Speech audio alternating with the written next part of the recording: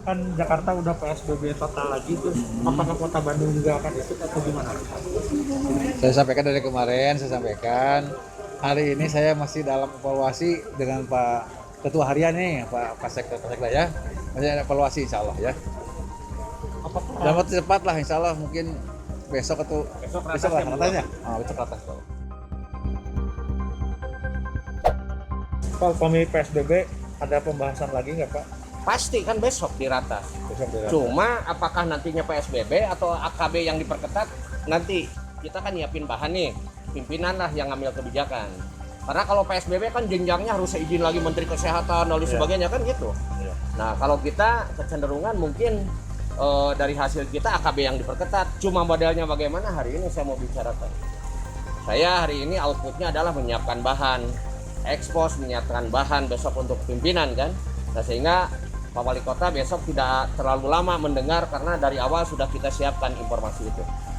Sehingga besoklah mungkin jam 2 ya besok ratasnya selesai taruhlah setengah 4 mungkinnya baru beliau mungkin press conference.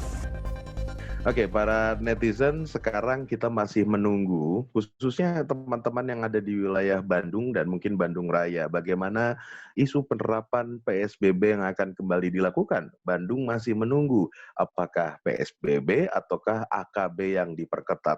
Nah, sebetulnya kebijakan untuk PSBB menurut tamu spesial kita hari ini, Pak Tatang, beliau adalah pengamat kebijakan publik. Apa sih yang sulit begitu ya untuk kembali menerapkan status seperti ini karena kita lihat bagaimana COVID-19 angkanya nggak turun-turun nih. Oke, Pak Tatang, apa pendapat Anda tentang PSBB dan mungkin betapa sulitnya daerah kembali menerapkan PSBB ya? Ya, jadi yang pertama tentu dilihat dari perspektif kebijakan publik, ya bahwa saya memandang permasalahan yang dihadapi oleh bangsa dan negara ini, termasuk oleh pemerintah di masing-masing daerah, tentu kan tidak akan terlepas dari 3 aspek atau 3 elemen, ya. Yang pertama adalah policy stakeholders, ya, para pemangku kebijakan tentang COVID ini, ya baik unsur pemerintah atau negara maupun unsur masyarakat, dan juga tentu setiap individu yang ada di luar masyarakat. Nah, yang kedua adalah regulasi atau policy content. Kita mengetahui kan sudah ada undang-undangnya, sudah ada PP-nya, dan juga perangkat peraturan perundang-undangan lain. Nah, yang ketiga adalah policy environment, lingkungan kebijakan. Nah, saya melihat bahwa dari sisi regulasi, dari sisi konten kebijakan, sebetulnya sudah cukup memadai. Ya. Hanya persoalannya adalah dari sisi implementasi, dari sisi implementasi kebijakan, ya artinya apa?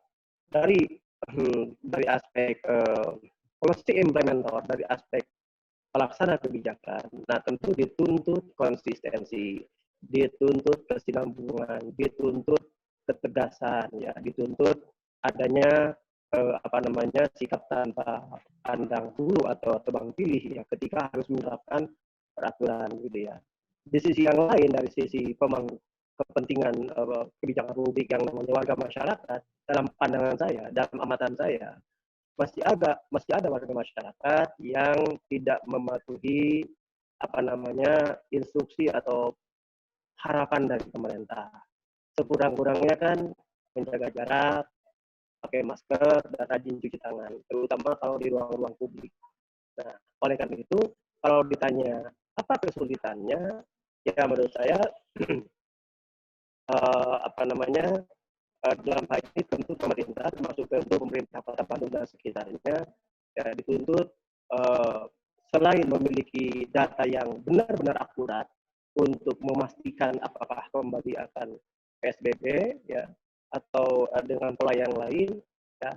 Salah satu persoalannya adalah menurut saya diperlukan data yang akurat, termasuk tentu titik-titik mana yang berpotensi menjadi klaster baru, titik-titik mana yang menjadi berpotensi besar untuk menjadi tambahan klaster sebagai sentra-sentra penyebaran COVID ini, kan begitu. Di antaranya kan bisa jadi sekolah, bisa jadi kan perumahan, bisa jadi malah perkantoran, kan begitu. Misalnya begini, apakah semua perkantoran, ya semua lembaga pemerintahan maupun swasta yang sifatnya kantor sudah atau belum misalnya menerapkan policy kebijakan setengah dari total pegawai misalnya kan. Nah saya kira juga belum semuanya kan seperti itu ya. Nah ini saya kira yang apa namanya yang diperlukan ya konsistensi, ketaatan dan keyakinan pemerintah bahwa ketika data yang diperlukan sudah memadai untuk menerapkan suatu kebijakan, ya jangan ragu begitu ya, begitu. Apakah memang yang paling sulit itu adalah dalam tahap implementasi berarti Pak Tatang, yang paling sulit pada saat implementasi. Banyak yang miss-nya di situ.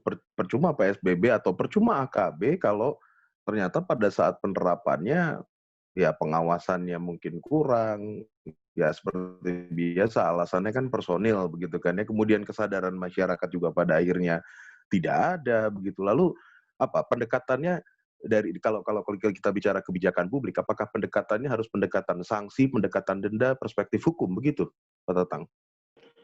Kalau merujuk kepada misalnya seorang pakar ya, George Edwards misalnya, dia mengatakan bahwa ada 4 faktor ya yang menentukan keberhasilan implementasi kebijakan publik itu. Yang pertama adalah komunikasi, yang kedua sumber-sumber daya, yang ketiga adalah sikap dari para implementator, yang keempat struktur birokrasi. Nah, yang menurut saya paling rawan adalah pertama itu komunikasi, yang kedua sumber-sumber daya.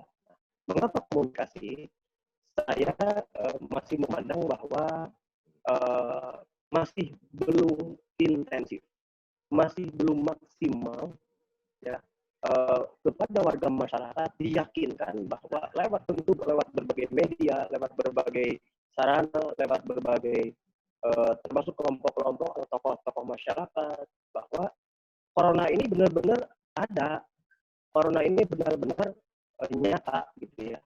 COVID ini benar-benar sesuatu yang mengintai setiap saat. Karena pengamatan saya, beberapa kali saya datang keluar Bandung karena saya juga sebulan sekali kadang-kadang ke luar kota begitu ya, ke Cianjur khususnya.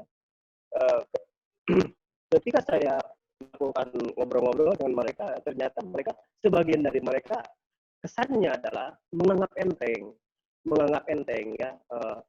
Sampai waktu Idul Adha misalnya, Idul Adha itu kan bulan apa ya, Juni ya, bulan Juli. Nah, dari sekian puluh mungkin lebih dari 100 bahkan ya, yang sholat Id gitu ya, itu hanya saya yang pakai masker. Bayangkan coba, hanya saya yang pakai masker karena saya orang luar dari tempat, walaupun saya asli orang sana gitu ya, orang kampung enggak. Cuman saya yang pakai masker coba dari sekian ratus yang datang ke masjid. Nah, ini kan setelah saya mati, saya ngobrol ya ternyata mereka belum yakin betul ya. Apalagi ada yang masih punya pandangan bahwa apa namanya, hidup dan mati ada pada tangan Tuhan ya kan begitu. Nah, oleh karena itu menurut saya dari aspek komunikasi ya, aspek komunikasi itu harus didaya gunakan secara maksimal elemen-elemen utama masyarakat. Sebutlah kalau di daerah itu adalah yang dominan adalah informal apa opinion leader, yang pemuka pendapatnya adalah ustadz, ulama, ajengan. Ya, nah itulah yang dirangkul oleh pemerintah, gitu ya. Diyakinkan lewat forum-forum pengajian, lewat forum-forum sholawatan misalnya kan, bahwa ini memang ada, nyata dan mengintai setiap saat, gitu ya. Gitu. Nah itu yang kedua sumber daya. Kalau saya melihat sumber daya khususnya sumber daya aparat ya begitu. Kita ini kalau dalam pengamatan saya masih kurang lah gitu ya. Masih kurang dalam arti siapa yang akan melakukan pengawasan terhadap kerumunan yang ada di pasar, kerumunan yang ada di berbagai tempat yang sifatnya apa namanya bisa berpotensi menimbulkan kerumunan ya.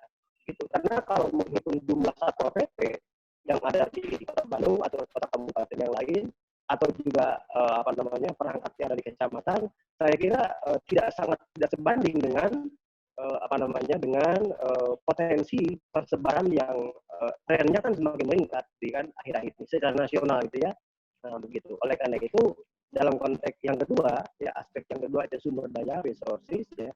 Menurut saya kalau ke sana saya kira tidak akan kekurangan ya, atau pemerintah cukup memadai lah. Tapi dari aspek apa namanya sumber daya aparatur ya, ini masih kurang. Oleh karena itu adalah harus lagi-lagi harus berkolaborasi dan bergandengan tangan, harus pemerintah bisa kok melibat gandakan ya dukungan, kolaborasi, kerjasama, partnership gitu ya dengan dengan kelompok-kelompok masyarakat, ormas, LSM ataupun komunitas yang ada di masyarakat yang peduli kepada kesehatan, peduli kepada eh, keberlangsungan hidup masyarakat yang harmonis, yang sehat kan begitu.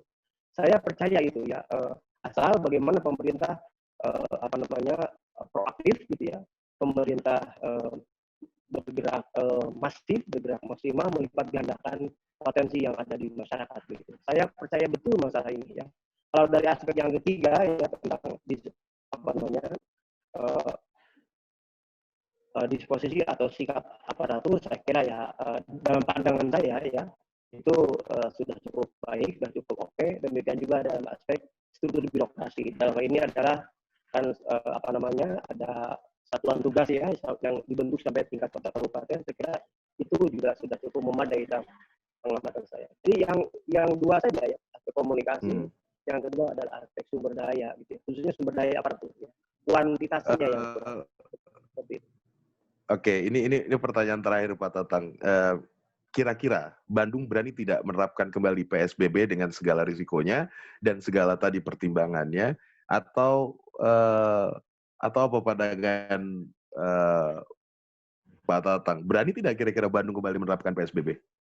Tentu kan ada pertimbangan ekonomi gitu ya.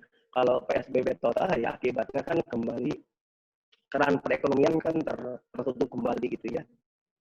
Menurut saya adalah AKB ataupun transisi PSBB kalau di Jakarta gitu ya, itu yang tetap dijalankan, tetapi benar-benar dilipat gandakan pengawasannya, dilipat gandakan kesungguhannya, dilipat gandakan, diintensifkan koordinasinya ya, termasuk yang tadi itu ya, yang dari aspek komunikasi dan sumber daya khususnya aparatur, dengan melibatkan secara maksimal potensi-potensi yang ada di masyarakat. Kalau berani atau tidak ya akhirnya kan terpulang kembali kepada daerah masing-masing gitu ya, dengan data yang ada dan segala macam ya diusulkan ke Menteri Kesehatan kan gitu ya, kemudian di-SK-kan kan seperti itu ya.